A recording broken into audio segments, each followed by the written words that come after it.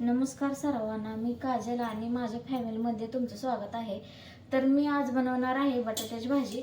त्यासाठी मी इथे खोबरं, लसूण, कोथिंबीर घेतलेली आहे, शेंगदाणे घेतलेले आहे, टोमॅटो चिरून घेतलेले आहे आणि इथे बघू शकता तुम्ही बटाटा चिरून घेतलेला आहे।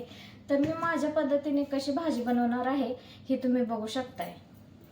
तर पहिल्यांदा मी खोबरं, लसूण चिचलेलं आणि कोथिंबीर हे टाकणार आहे त्यामध्ये तेलामध्ये। आणि इथे बघू शकताय त्यासोबत मी टोमॅटो चिरलेला सुद्धा टाकणार आहे। आणि जसं मला आवडते तशी मी भाजी बनवू शकते, कारण मी असं खोबरं असं चेचूनच टाकते प्रत्येक भाजीमध्ये। आता त्यामध्ये मी बटाटा टाकणार आहे आणि बटाटा सुद्धा छान भाजून घ्यायचा, त्याशिवाय तर म्हणजे अशी चव सुद्धा छान लागत नाही।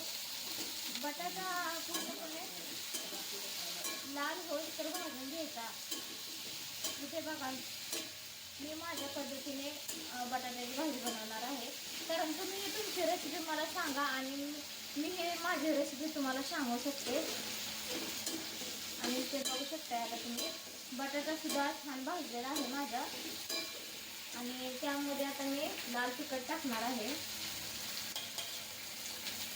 लाल तिखट ही तुमच्या चवीनुसार टाका, कारण आम्हाला तिखट खूप आवडतं, त्यामुळे आम्ही जास्त लाल तिखट टाकलेले आहे।